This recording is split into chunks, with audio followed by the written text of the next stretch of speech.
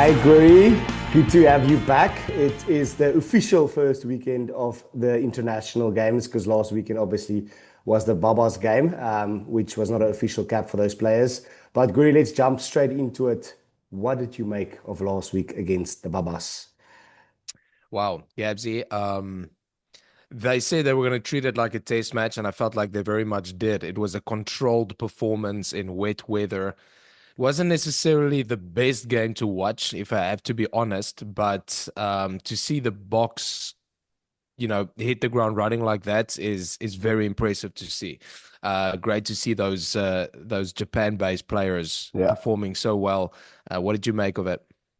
No, honestly, like you said, it really controlled. I mean, to put up 50 in that condition, still amazing in my opinion. Really Yeah, controlled performance. Obviously, Andre Esterhuizen coming on at flank. Rassi's just always got something up his sleeve. I think he played for half an hour on flank.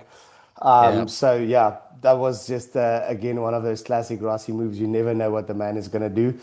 We don't know. Mhm. Maybe Faf will go into lock this weekend, but let's see. Yeah, Yeah, I mean, great performance. Honestly, I think we really silent the Babas. They couldn't play their brand of hmm rugby. The weather was yeah. obviously also not really favorable. But yeah, let's transition to this week because this week Mm. is massive. I mean, obviously, really strong team selection in my opinion. Yes. You have a few players with less than 10 caps. I Mm. think the average age, I noted it down here in the starting lineup, is 29.8. So it's a Mm. really experienced team. And it just shows what Rassi has been building and working towards is coming, together.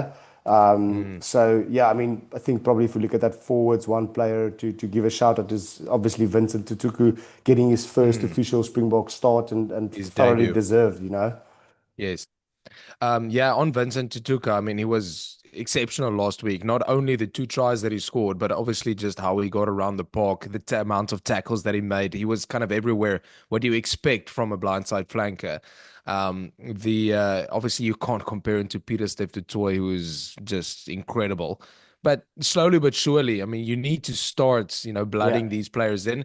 And Vincent Tutuka, what a great story for he's yeah, from the Congo. He just got his residency, his passport, now eligible to play for South Africa and yeah. thoroughly deserves it. I mean, he had such a great season with the Sharks, one of the standout performers from actually underperforming domestic side. So very Yeah. excited to see Vincent Tutuka, and yeah, man, he put his hand up last week, so he thoroughly deserves this slot. So he's the only uncapped player Yeah. that we have in our side.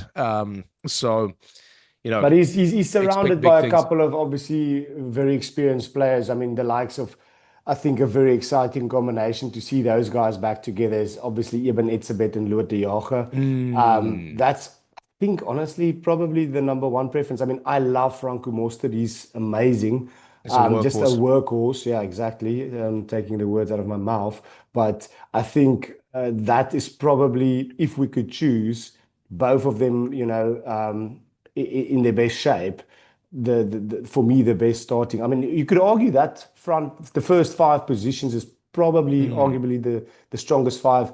I mean, the only ones that's for me up for debate is still Marco van Staden, Vincent, obviously Pieter Steph de Toy, Jasper mm, also arguably maybe the first choice eight. So this is a super strong yeah, team. I mean, we are yeah. not taking this game light. Yeah, no, I have to agree with you. I think this tight five is probably the strongest tight five that we can select. But then again, Gabs, I mean, we're at a position now where we're building such incredible depth for the 2027 World Cup that we can actually, you know, Yeah, play any two teams or three it's teams and be crazy. Yeah, competitive that's crazy. against any side in the world, which is extremely exciting if you're a Bok Yeah, fan. And usually you see like with the players now getting older in age that you might go through a dip or a transition and the performances will drop, but it seems to me that Rossi really knows what he's doing, and why yeah, would we doubt him?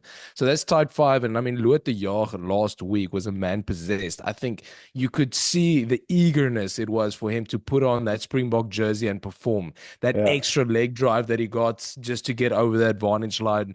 His tackles hit hard. He was very busy, and he's been so unlucky the last 2 years not to play for the Boks.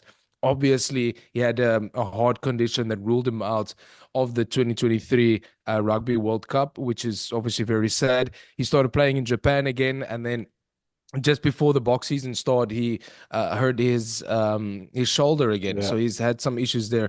But Rossi even says he sees Luet at the moment in better shape than exactly. 2019, which is also incredible, and it looks that way. He looks happy, he looks very Yeah, fit. Time in Japan has suited him well, so great to see him pair up with Eben Etzebeth again for yeah. this weekend. I want to No, quickly ask you just 100%. on Yeah. that back three, I was not that impressed with Marco van Staden last week. I think the amount of carries and tackles that he made was below par, I think, for a flanker. Sia Kolisi, obviously, I mean, he hits every ruck, and maybe that's why Marco van Staden went unnoticed. But I wasn't really happy with his Yeah. performance. I I know mean, Sia Kolisi was ruled out now last minute again, but what do you think expect? I think Marco van Staden definitely plays better for the Springboks than he plays for the Bulls. That's something I've noticed. But Fair. I also think it's just Rassie giving him another opportunity. Yeah. Obviously building continuity with the squad that we've got. You know, Rassie is a guy that likes to give guys second chances. Like look at Money, how many opportunities he's given Money. Um, Mm, and rightly so. I mean, he's also giving, like, if we transition to the backline, Morne van der Berg another mm. opportunity. Yeah. But yeah, I would also like to see more from him. But let's take this opportunity to transition to the backline because actually, Yes. you know, I told you just Not a lot of before. changes. I Mm. Googled it just because the names sound so familiar, all of them, and I just wanted to make 100% sure before saying it. But that is the World Cup, backline that started with Faf on the bench, obviously. But if you put Faf on there in Mornay's place, that is the exact backline that started the World Cup final against the All Blacks.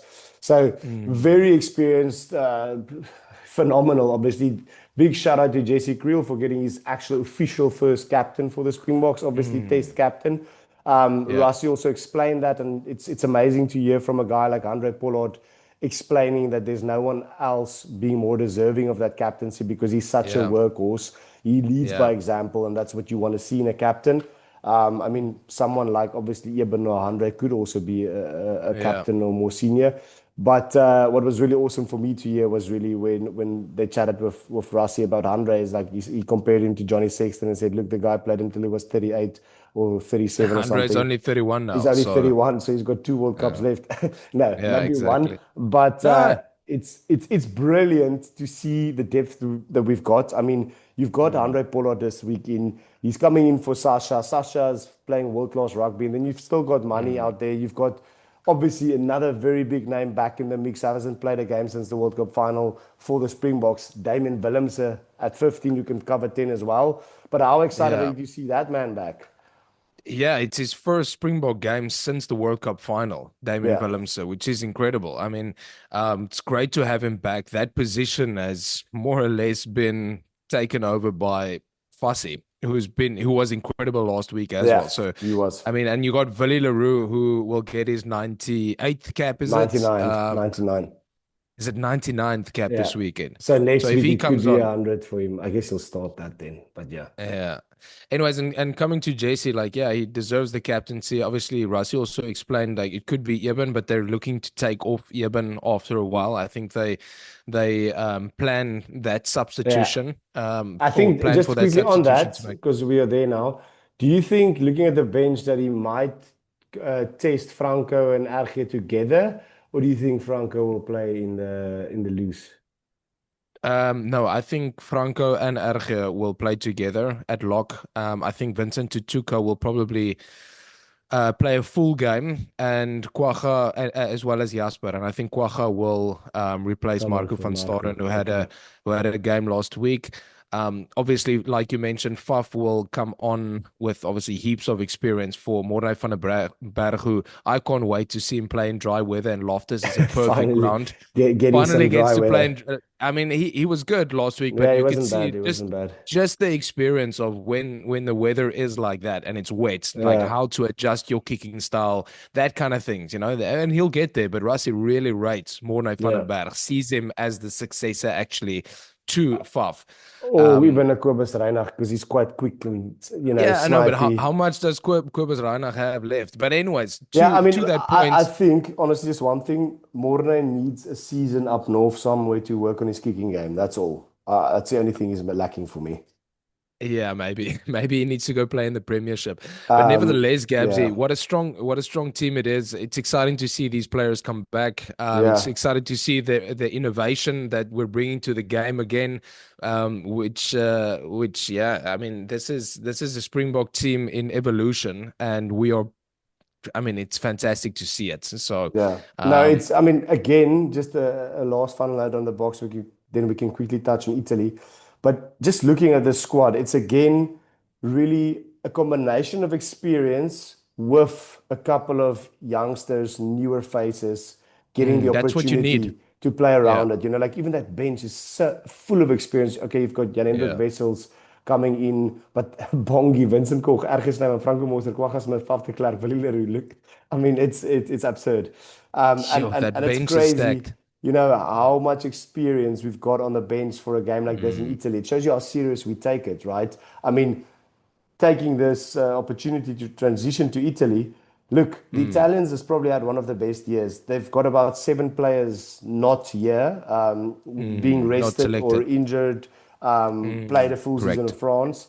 But they've got a Mm, couple of big names in there. And I think an mm, interesting point that Franco Smith made yeah, when he was interviewed talking about them because he's obviously coached Italy was actually that right now they're obviously working on building like depth and experience and Casada is probably going to have the most experienced Italy squad ever when the yeah, 2027 World Cup comes. So this is a mm, perfect opportunity for Italy to also blood some absolutely. young players against Yeah. the world champions, the best team in the world. And this is a super strong team. So there's going to be Yeah. no better time for them to really Mm, get experience than to play mm. these big games. However, they're going to get completely smashed. Look, I think there's no way around. There's no way around it. They're gonna get hammered I in mean, I would be in. completely shocked if we don't destroy them. I mean, I No, no, would be no. disappointed. I mean, there's no way. I think there's going to be a 30, 40, 40, 50 point difference. This is going to be a thrashing, Gabsy. And nothing against Italy, like you said. I Yeah, mean, they had a it's just fantastic year. I mean, they have some of those players. I mean, are up there, top class, best in Europe. If you think about Menoncello, we've spoken about him on this channel as being, I China. think, your channel being the best center in Europe. And I mean, if you look at all their domestic sides specifically Benetton. I Yeah. mean, who performs very well in the URC. They're playing their rugby in Europe. They're getting the opportunity to play against South African sides. I mean, So they they even kind of went get, further than the South African teams in the Champions Cup. yeah, I mean, look at that. And then obviously with the experience and their front row, Ferrari, Fischetti, like, and Canone, the two brothers also playing together, one of them captaining the side. I mean, there is still experience, but they got three uncapped players gonna come off the bench. And if you think about our bench of experience versus there, it's definitely for them a rebuild, not a rebuilding, I'm sorry, but a plan looking to the future.